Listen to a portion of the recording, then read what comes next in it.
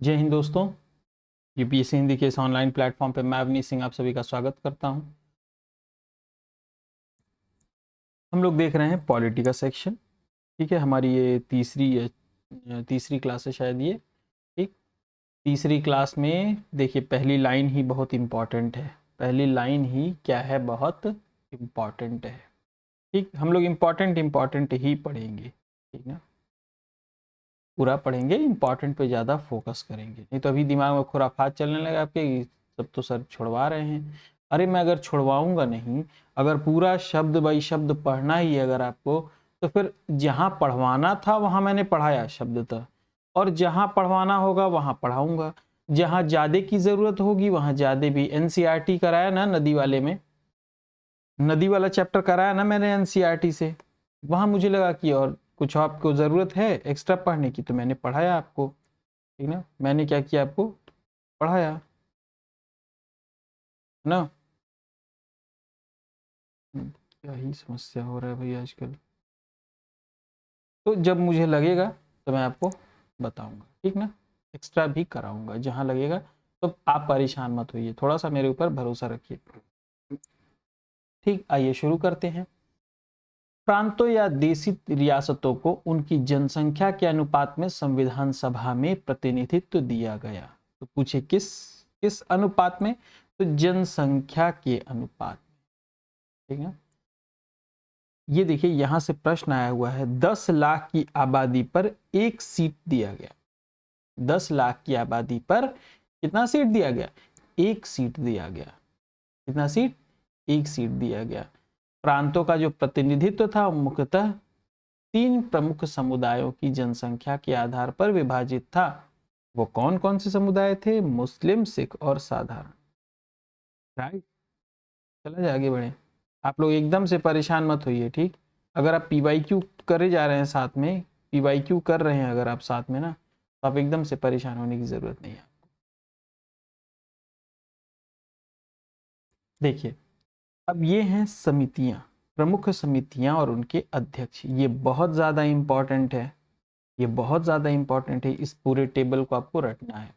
देखिए, ऐसे याद कर लीजिए, राजेंद्र प्रसाद किसके, देखिए राष्ट्रध्वज, राष्ट्रध्वज राष्ट्रध्वज संबंधी तदर्थ समिति, ये ध्यान रखिएगा बस, तदर्थ। तो राष्ट्रध्वज का ऐसे याद कर लीजिए, राष्ट्रध्वज फहराने के नियम और प्रक्रिया, नियम और प्रक्रिया का संचालन किसने किया। ऐसे मतलब एक स्टोरी जैसा बना करके इसको याद कर लीजिए कि राष्ट्रध्वज फहराने के नियम और प्रक्रिया का जो संचालन किया वो किन्होंने किया, तो डॉक्टर राजेंद्र प्रसाद ने किया था। तो ये सभी डॉक्टर राजेंद्र प्रसाद हैं। राष्ट्रध्वज संबंधी तदर्थ समिति डॉक्टर राजेंद्र प्रसाद, प्रक्रिया नियम समिति डॉक्टर राजेंद्र प्रसाद, और संचालन समिति डॉक्टर राजेंद्र प्रसाद। क्लियर, आगे चला जाए।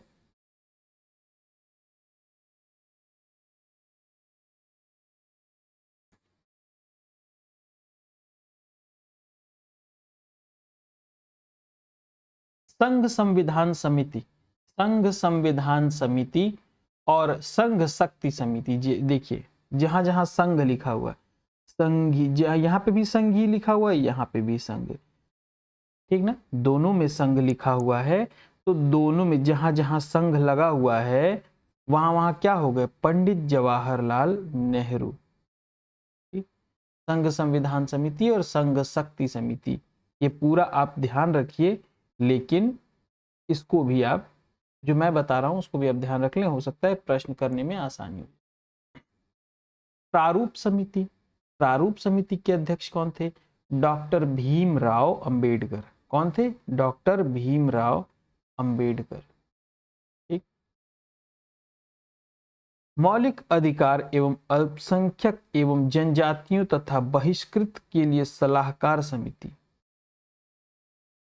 2-3 कीवर्ड याद रखिए, मौलिक अधिकार, अल्पसंख्यक, ठीक, और सलाहकार समिति। इसके इसके जो थे अध्यक्ष कौन थे, सरदार वल्लभ भाई पटेल। तो ये पूरा हो गया ना ये, हाँ। एक बार यहां से पूछा हुआ है, अल्पसंख्यक उपसमिति HC मुखर्जी। तो ये भी याद कर ले, मौलिक अधिकार उपसमिति के JB कृपलानी। ठीक ना, ये दोनों इतना इंपॉर्टेंट, ये बाकी इतना इंपॉर्टेंट नहीं है, बस आप इसको ऐसे देख लीजिएगा। ठीक, राइट।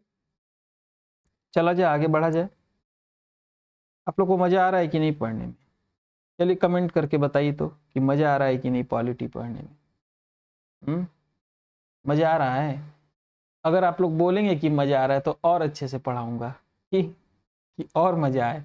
नहीं बोलेंगे तो फिर आप लोग मुझे लगेगा बोर हो रहे हैं, तो फिर जब मुझे मोटिवेशन नहीं, जब मैं डिमोटिवेट होऊंगा तो नुकसान अंततः आपका ही है। सही सही बताइए, ये नहीं कि हम पूछ रहे हैं मजा आ रहा है तो मतलब अच्छा लग रहा है ना पढ़ने में। ठीक, देखिए ये सब मत याद रखिए। ठीक, ये सब कुछ याद रखने की जरूरत नहीं है। ठीक, ये सब कुछ भी याद रखने की जरूरत नहीं है, इतना बस ये ध्यान रख लीजिए, सर्वाधिक जो है किसके थे? हिंदू के थे। सर्वाधिक जो है वो किसके थे? हिंदू के थे। और एंग्लो इंडियन और पारसी 3-3 थे, बस इतना ध्यान रख लीजिए। ठीक, देखा जाएगा बाकी आएगा तो। ठीक, महिला सदस्यों की संख्या कितनी थी संविधान सभा में? ये भी याद रखिए आप, ये भी याद रखिए, महिला सदस्यों की संख्या कितनी थी? 15 थी। कितनी थी? 15 थी। ठीक ना। संविधान सभा की महिला सदस्य कौन कौन थी और उनका निर्वाचन क्षेत्र क्या था? तो इसमें पूरा मत याद रखिए, लेकिन जो यूपी से थी एक्चुअली एटलीस्ट उनको याद रख लीजिए आप। ठीक, संयुक्त प्रांत, संयुक्त प्रांत, संयुक्त प्रांत, मध्य प्रांत बरार, संयुक्त प्रांत, संयुक्त प्रांत, ये मध्य प्रांत बरार वाला रीजन है, वहां से भी एक ले लिया मैंने। ठीक, तो संयुक्त प्रांत से कितनी थी? सुचेता कृपलानी, विजया लक्ष्मी पंडित, पूर्णिमा बनर्जी, कमला चौधरी, बेगम एजाज रसूल। ठीक, ये लोग कहाँ से थी? संयुक्त। और अगर कुछ होगा तो आप लोग अपने मन से गिन लीजिएगा, अगर छोटा छाटा होगा तो। ठीक है ना, यहाँ ड्रामा मत करिएगा कि आप गलत बता दिए तो फलनवा सही बता दिए। छोटा छाटा होगा तो मैं ये नहीं कह रहा हूँ कि इतनी थी चाहे इतने थे। ठीक ना, छोटा छाटा होगा कुछ तो आप लोग गिन लीजिएगा, मैं बैठ के गिनूंगा नहीं। ठीक ना, ये नहीं पूछेगा कितने थे, बस ये आप लोग एक मोटा मोटी ध्यान रख लीजिए। ठीक, देखिए संविधान सभा ने 2 उपाध्यक्ष बनाने का संकल्प लिया था। ठीक ना, वो उपाध्यक्ष कौन कौन थे? उपाध्यक्ष कौन कौन थे? HC मुखर्जी और VT कृष्णामाचारी। VT कृष्णामाचारी। ठीक, संविधान सभा के स्थायी अध्यक्ष अगर पूछे तो आप क्या बताएंगे? क्या बताएंगे? डॉक्टर राजेंद्र प्रसाद। कौन थे? डॉक्टर राजेंद्र प्रसाद। ये कब निर्वाचित हुए थे? 11 दिसंबर 1946 को। कब? 11 दिसंबर 1946 को। ठीक, देखिए उद्देश्य प्रस्ताव, उद्देश्य प्रस्ताव जो है वो किसके द्वारा पेश किया गया था?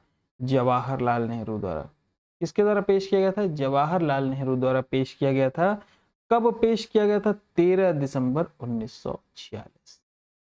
13 दिसंबर 1946 को पेश किया गया और 22 जनवरी 1947 को यह क्या किया गया? स्वीकृत कर लिया गया। क्या किया गया? स्वीकृत कर लिया गया। ठीक ना। नेक्स्ट, किसके द्वारा तैयार किए गए संविधान के प्रारूप पर विचार विमर्श करने के लिए संविधान सभा ने 29 अगस्त 1947 को एक संकल्प पारित करके प्रारूप समिति का गठन किया था? तो किसने किया था? BN राव ने तैयार किया था। प्रारूप किसने तैयार किया था संविधान का? BN राव। प्रारूप समिति का गठन कब किया गया?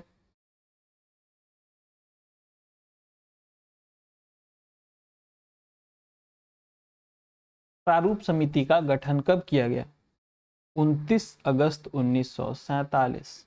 29 अगस्त 1947। ये डेट्स बहुत इंपॉर्टेंट हैं, बहुत इंपॉर्टेंट है डेट्स, बता दे रहा हूँ।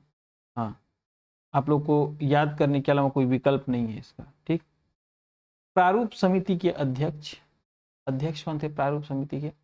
डॉक्टर भीमराव अंबेडकर।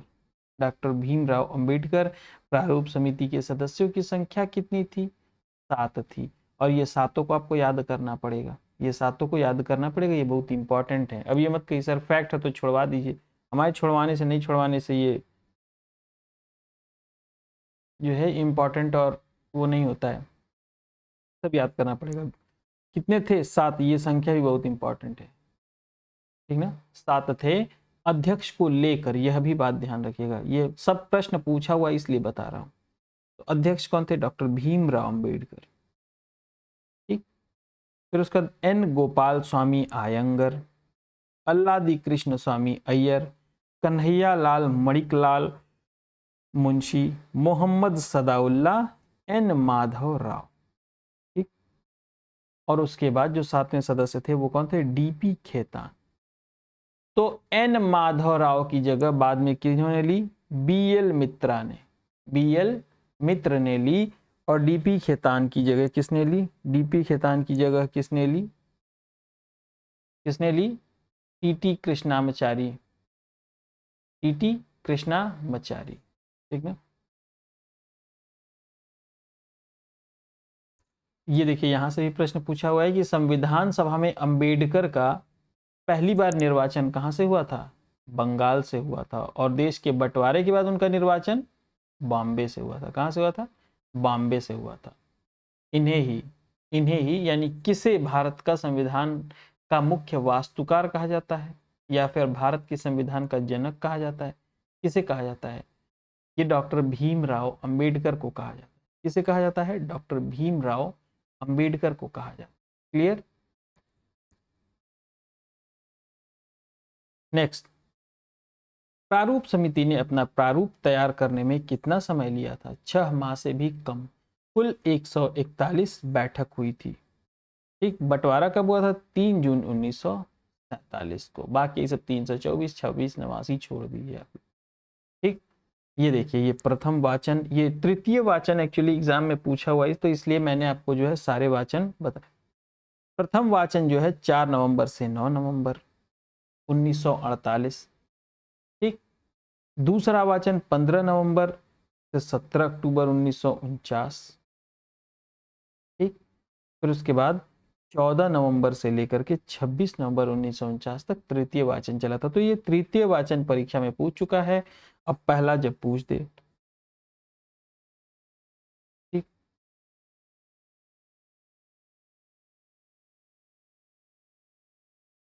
स्वतंत्र विभाग का पहला मंत्रिमंडल, ये भी याद करना पड़ेगा, रटना पड़ेगा। क्या करूं, नहीं छुड़वा सकता मैं इसको, मतलब मेरी मजबूरी आप लोग समझिए, मैं इसको नहीं कह सकता छोड़ने के लिए, जहां जरूरत है वहीं कह सकता हूं ना, ठीक। तो प्रधानमंत्री राष्ट्रमंडल के अध्यक्ष या विदेशी मामलों में जो चीफ थे या वैज्ञानिक शोध, ये जो सभी विभाग थे, राष्ट्रमंडल, विदेशी मामलों के विभाग, वैज्ञानिक शोध, ये सभी के मंत्री कौन थे? कौन थे? ये नेहरू चाचा, ठीक। वल्लभ भाई पटेल किसके थे? गृह विभाग, गृह विभाग, सूचना एवं प्रसारण विभाग, राज्यों के मामले एवं खाद्य एवं कृषि मंत्रालय, इन सब के कौन थे? नहीं सॉरी, खाद्य एवं कृषि मंत्रालय इसमें नहीं लीजिए, माफ कीजिएगा। ये 3 राज्यों के मामले, सूचना एवं प्रसारण और गृह, इसके कौन थे? सरदार वल्लभ भाई पटेल थे। कौन थे? सरदार वल्लभ भाई पटेल थे, ठीक। मौलाना अबुल कलाम आजाद किसके थे? शिक्षा के। किसके थे? शिक्षा के थे। खाद्य एवं कृषि मंत्री, खाद्य एवं कृषि मंत्री डॉक्टर राजेंद्र प्रसाद, खाद्य एवं कृषि मंत्री डॉक्टर राजेंद्र प्रसाद। रेलवे एवं परिवहन, रेलवे एवं परिवहन जॉन मथाई। कौन? जॉन मथाई। विधि, विधि मंत्रालय के डॉक्टर BR अंबेडकर, भीमराव अंबेडकर।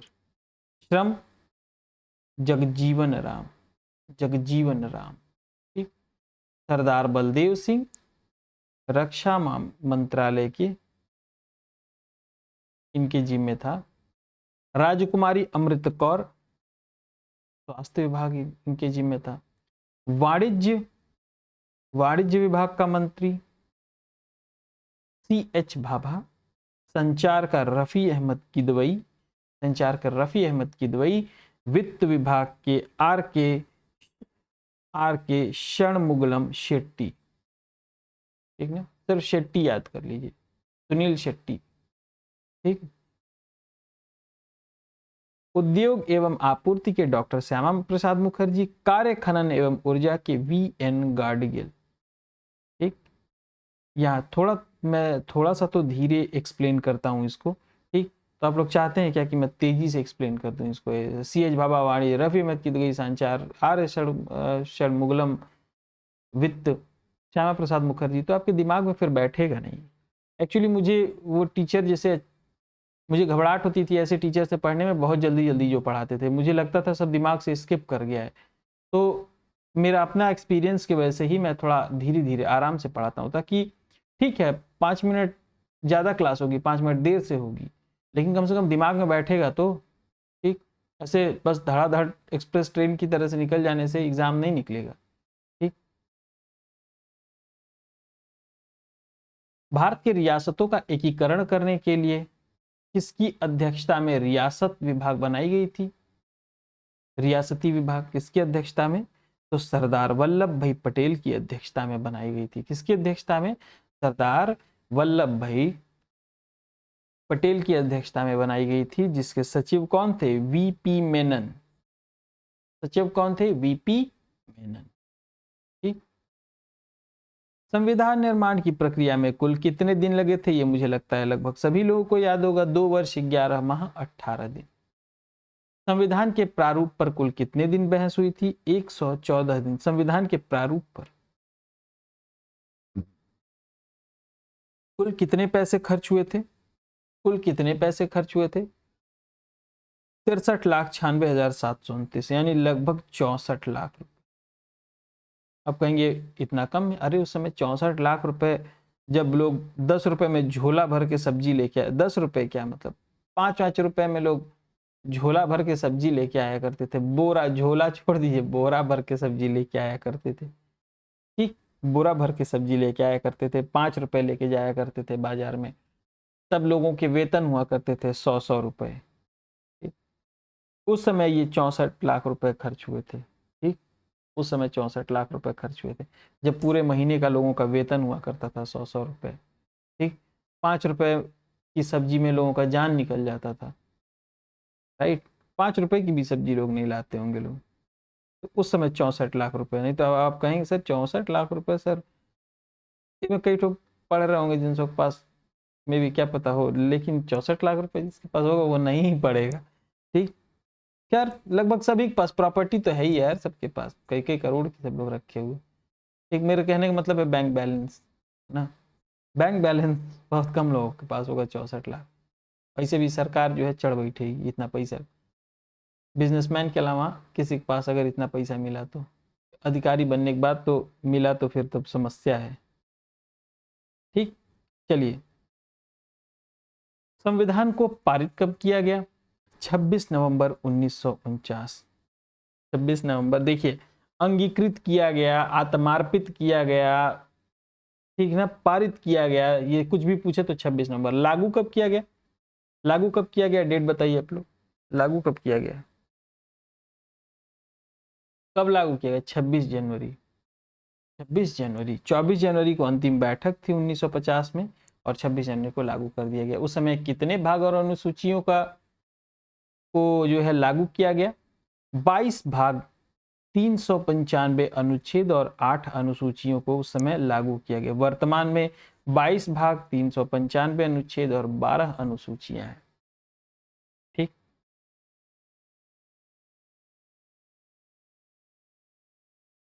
चलिए, अब ये सब मत याद रखिए, बस ये याद रखिए मोटा मोटी 15 अनुच्छेद जो है लागू कर दिए गए थे। अब ये इतना, ये तो गलत हो जाएगा, बहुत ज़्यादा याद रखने की कोशिश करेंगे तो। ठीक ना। लागू पूछेगा तो 26 जनवरी मारिएगा, बाकी आत्मार्पित, अधिनियमित, ये सब पूछेगा तो अंगीकृत तो 26 नवंबर। लिख लीजिए, कहीं नोट कर लीजिए। ठीक, अंतिम बैठक कब हुई थी? 24 जनवरी 1900। सब डेटवा पूछा हुआ है इसलिए बहुत इंपॉर्टेंट, सब पूछ चुका है, एक को डेट नहीं छोड़े हैं सब। ठीक,